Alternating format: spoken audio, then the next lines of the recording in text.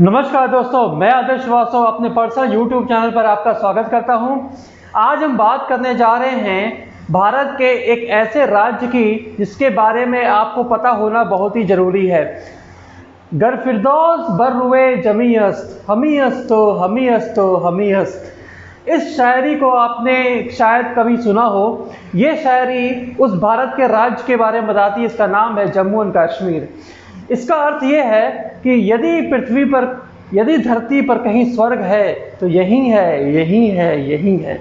आज इस कश्मीर के वीडियो में, कश्मीर फाइल्स के वीडियो में जो आप यहाँ पर पढ़ने वाले हैं, ये जानकारी आपको पूरे YouTube चैनल पर कहीं नहीं मिलेगी, क्योंकि इस वीडियो में हम लोग बात करने वाले हैं कश्मीर के इतिहास, भूगोल और राजनीति के बारे में।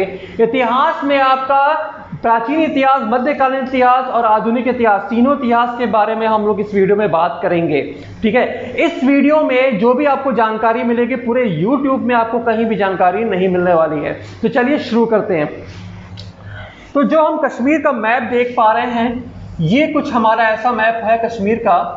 और आर्टिकल 370 हटने के बाद यहाँ पे थोड़ा सा मैप में बदलाव किया गया है। ये एरिया क्या हो गया है, ये एरिया पूरा लद्दाख हो गया है और ये एरिया आपका जम्मू एंड कश्मीर हो गया है। ठीक है, लेकिन हम लोग समझने के लिए पुराने मैप पे बात करेंगे। और आप कल्पना भी नहीं कर सकते हैं कि भारत का ये जो राज्य है कितना सुरक्षित राज्य है, भौगोलिक दृष्टि से कितना सुरक्षित है। इस चीज को आप थोड़ा सोचिए। ये जो एरिया है, यहां पर आपका मिलेगा हिंदू कुश पर्वत। हिंदू कुश पर्वत, ये कौन सा पर्वत है? तो हिंदू कुश पर्वत है। ऊपर कौन सा है? तो ये पामीर का पठार है। पामीर का पठार, यानी कि सुरक्षा की दृष्टि से देखा जाए तो एक तरफ हिंदू कुश पर्वत है और ऊपर क्या है? पामीर का पठार है। नीचे ये जो मिलता है ये काराकोरम श्रेणी है। काराकोरम श्रेणी, काराकोरम श्रेणी, ट्रांस हिमालय की श्रेणी काराकोरम श्रेणी। और इसी श्रेणी में भारत का सर्वोच्च शिखर कौन सा है? K2 है। ठीक है, K2 जिसको हम लोग गॉडविन ऑस्टिन के नाम से भी जानते हैं। गॉडविन ऑस्टिन, ठीक है, गॉडविन ऑस्टिन। जबकि पाकिस्तान में इसको शाहगोरी के नाम से जाना जाता है। इसलिए जाना जाता है क्योंकि पाकिस्तान ऑक्यूपाइड कश्मीर में ये चला गया है। तो पाकिस्तान कहता है कि ये हमारा हिस्सा है, जबकि यह किसका हिस्सा? तो भारत का हिस्सा है। ठीक है, आप आइए थोड़ा सा नीचे। यहां पर आपको मिलेगा जास्कर श्रेणी, जास्कर श्रेणी। और यही जास्कर श्रेणी आगे कहां निकल जाती है? तो कैलाश श्रेणी पे, जहां भोले बाबा बैठे हुए हैं, कैलाश मानसरोवर बाबा भोलेनाथ का स्थल। ठीक है, वर्तमान समय में ये चाइना में चला गया है। पहले ये तिब्बत में था, तिब्बत का कार्यक्रम है, चाइना में चला गया है। ठीक है, जास्कर श्रेणी के नीचे आप आएंगे तो यहाँ पे आपको मिलेगा पीर पंजाल पर्वत, पीर पंजाल श्रेणी। एक्चुअली पीर पंजाल का पुराना नाम है पांचाल गिरी पर्वत। महाभारत में भी इस नाम का उपयोग किया गया है, इस नाम का जिक्र किया गया है, लेकिन बाद में कुछ कारणों से इसका नाम पीर पंजाल रख दिया गया है। ये एक राजनीतिक कारण है। आगे बढ़ते हैं तो यहाँ पे आपको मिलेगा बनिहाल दर्रा, बनिहाल दर्रा। ठीक है, अब यहाँ पर हम थोड़ा सा नदियों की बात करें तो काराकोरम श्रेणी और जास्कर श्रेणी के बीच से नदी निकल रही है आपकी सिंधु नदी। ये कौन सी नदी है? सिंधु नदी। सिंधु घाटी सभ्यता इसी नदी के किनारे बसी हुई है। ठीक है, सिंधु नदी के नीचे में आपको मिलेगा झेलम। झेलम के नीचे यहां पर मिलेगा आपको चिनाब। चिनाब के नीचे मिलेगा आपको रावी और रावी के नीचे मिलेगा आपको सतलज और सतलज के नीचे मिलेगा आपको ब्यास। ठीक है, तो सिंधु नदी तंत्र में ये 5 नदियां आती हैं, झेलम, चिनाब, रावी, सतलज और व्यास। और इन 5 नदी को पंजाब के नाम से जाना जाता है। ठीक है, हालांकि 1947 में जब बंटवारा हुआ तो आधा पंजाब हमारे पास है, आधा पंजाब पाकिस्तान में चला गया है। ठीक है। ये नदियां आपस में आगे जाकर मिल जाती हैं। सिंधु नदी चिनाब में मिल जाती है मिठनकोट के पास जो पाकिस्तान में, ठीक। तो ये थोड़ा सा क्या था, थोड़ा सा कश्मीर का भूगोल था। अब हम बात करते हैं कश्मीर के इतिहास के बारे में। तो कश्मीर का इतिहास, जैसा कि हमारे देश का इतिहास शुरू होता है कहाँ से, तो सिंधु सभ्यता से। प्राचीन इतिहास में बात करें तो कहाँ से शुरू होता है, ये शायद आपको ना दिख रहा हो, थोड़ा सा नीचे ले लेते हैं। तो हमारा जो कश्मीर का इतिहास है वो शुरू कहाँ से होता है, तो सिंधु सभ्यता से शुरू होता है। और सिंधु सभ्यता में कश्मीर का जो शहर का जिक्र किया गया है उसका नाम है मांडा, ठीक है, मांडा, मांडा का जिक्र किया गया है। और ये जो मांडा है सिंधु सभ्यता का सबसे उत्तरी बिंदु था, या सबसे उत्तरी जो है शहर था, ठीक है। सबसे उत्तरी शहर कौन सा था, तो मांडा था, ठीक है। मांडा किस नदी के किनारे है, तो मांडा चिनाब नदी के किनारे बसा हुआ है, ठीक। इसकी खोज किसने की थी, तो जेपी जोशी ने इसकी खोज की थी। यानी कि इसके खोजकर्ता कौन है, तो खोजकर्ता है जेपी जोशी। और खोज कब हुई थी, तो खोज हुई थी 1982 में। तो प्राचीन इतिहास में हम बात करेंगे बस कितना, सिंधु सभ्यता का, ठीक है। सिंधु सभ्यता में मांडा का बात करते हैं, ठीक है। इसके आगे प्राचीन इतिहास में हम बात करेंगे तो सिकंदर के आक्रमण की। जो सिकंदर का आक्रमण हुआ था वो झेलम नदी के किनारे, झेलम नदी के किनारे युद्ध हुआ था। किसके साथ हुआ था, तो पोरस के साथ हुआ था। सिकंदर की लड़ाई किसके साथ हुई थी झेलम नदी किनारे, तो पोरस के साथ हुई थी, ठीक है। पोरस इस युद्ध में हार जाता है और सिकंदर आगे बढ़ता है व्यास नदी के पास। लेकिन व्यास नदी के पास उसकी सेना इतनी थक जाती है, और व्यास नदी के इधर किस साम्राज्य, कौन सा साम्राज्य होता है, तो व्यास नदी के इधर नंद वंश होता है। व्यास नदी से ही सेना लौट जाती है और बाद में सिकंदर मर जाता है, ठीक है। तो सिकंदर कहाँ तक युद्ध किया था, तो झेलम नदी के किनारे तक युद्ध किया था और वहीं से वापस वो लौट जाता है, ठीक है। तो एक इतिहास आपको यहाँ पर मिल गया। इसके बाद से आ जाता है कौन सा, मौर्य वंश। नंद वंश के बाद कौन सा आता है, मौर्य वंश आता है। भाई नंदों और आकर चंद्रगुप्त मौर्य ने मौर्य वंश की नींव रखी थी, ठीक। और मौर्य वंश में कश्मीर कहाँ था, तो कश्मीर चंद्रगुप्त मौर्य के साम्राज्य में था, ठीक। चंद्रगुप्त मौर्य वंश की नींव किसने रखी थी, चंद्रगुप्त मौर्य ने रखी थी।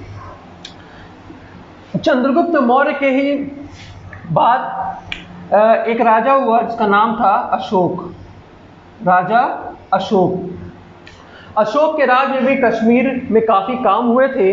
और अशोक ने यहाँ पर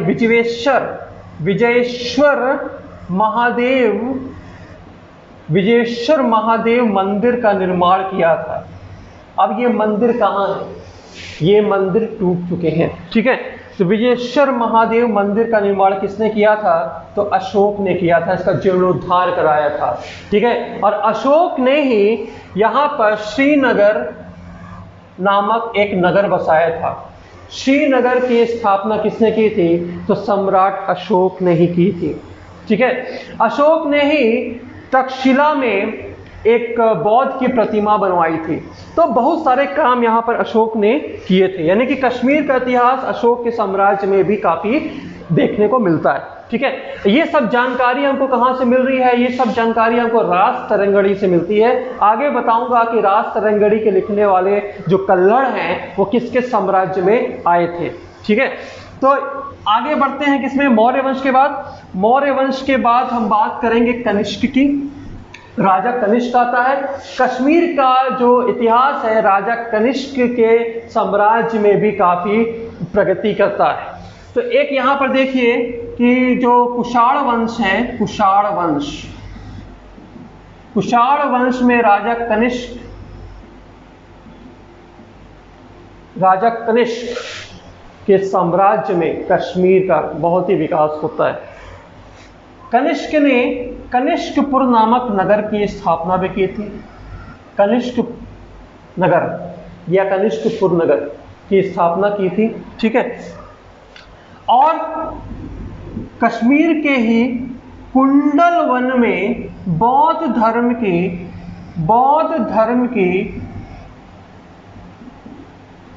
चतुर्थ संगति हुई थी, ठीक है। बौद्ध धर्म की चतुर्थ संगति हुई थी किसके साम्राज्य में? तो कनिष्क के साम्राज्य में कुंडल वन कश्मीर में बौद्ध धर्म की चतुर्थ संगति हुई थी। यानी कि कश्मीर के इतिहास में कनिष्क का भी नाम आता है। बौद्ध धर्म की चतुर्थ संगति यहीं पर हुई थी, ठीक है। तो ये भी एक बहुत बड़ी बात है। आगे बढ़ते हैं हम लोग। कुषाण के बाद कारकोट वंश में। यहाँ ये जो कश्मीर फाइल अभी हाल ही में आई हुई है ना, इस कश्मीर फाइल में इस कारकोट वंश के एक राजा का भी जिक्र किया गया है। तो चलिए हम बात करते हैं कारकोट वंश की। कारकोट वंश, सबसे पहले हम बात करेंगे कारकोट वंश की स्थापना किसने की थी। तो कारकोट वंश की स्थापना दुर्लभ वर्धन ने की थी। दुर्लभ वर्धन ने कारकोट वंश की स्थापना की थी, ठीक है। स्थापना किसने की थी? दुर्लभ वर्धन ने की थी। कब की थी? तो लगभग 600 ईस्वी में की थी, ठीक है। एग्जैक्ट डेट नहीं मालूम है, कहीं मैंने सर्च किया तो हमें यही मिला कि कब की थी? 600 ईस्वी में की थी। कारकोट एक्चुअली क्या है? तो कारकोट जो है वो एक सांप की प्रजाति है कारकोट, उसी के नाम पर कारकोट वंश, चूंकि ये नागवंशी कायस्थ थे तो इन्होंने कारकोट के नाम पे ही अपने वंश को शुरुआत किया। दुर्लभ वर्धन के बाद जो इनका पुत्र है दुर्लभक, वो राजा बनता है और ये राजा 632 ईस्वी में बनता है, ठीक है। 632 से लेके 682 ईस्वी तक, यानी कि कितने साल हो गए? 50 वर्ष।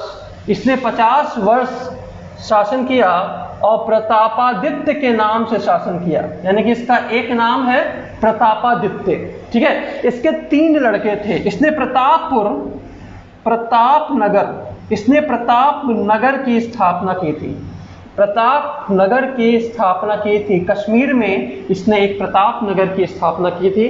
वर्तमान समय में ये कहाँ है? ये कहीं विलय हो गया होगा इसका, लेकिन प्रतापनगर की स्थापना की थी किसने? दुर्लभक ने। दुर्लभक का नाम एक उपनाम है प्रतापादित्य। इसने 632 से 682 ईस्वी तक शासन किया था। दुर्लभक के 3 पुत्र थे। चंद्रापीड़ जिसका उपनाम है वज्रादित्य, वज्रादित्य, तारापीड़, चंद्रापीड़ के बाद तारापीड़,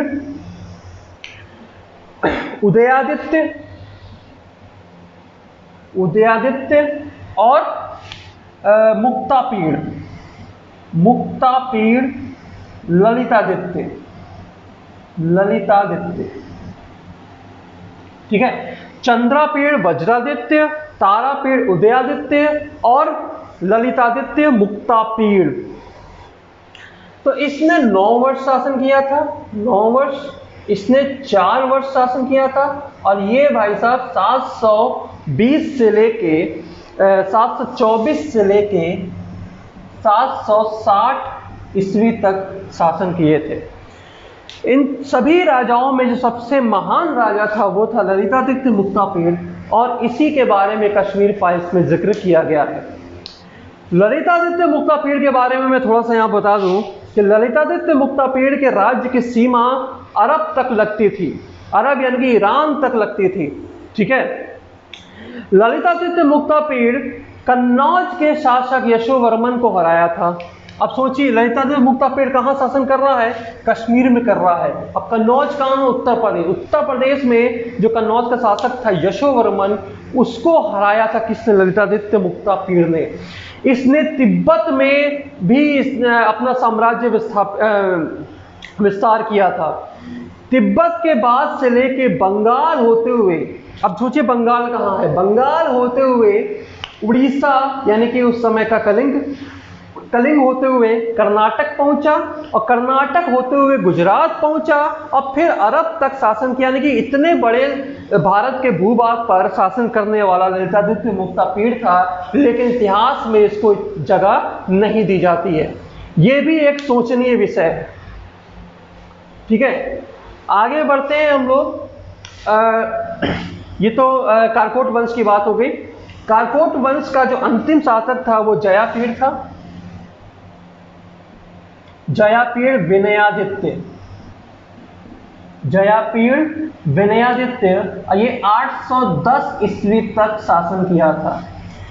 यानी कि काककोट वंश का अंतिम शासक कौन था, तो ये था अंतिम शासक जयापीड़ विनयादित्य, जिसने 810 ईस्वी तक शासन किया था। इसके बाद इस वंश का, जैसे और वंश का अंत हुआ था, वैसे इस वंश का भी अंत हो गया। इसके बाद के राजा सक्सेस नहीं हो पाए। ठीक है।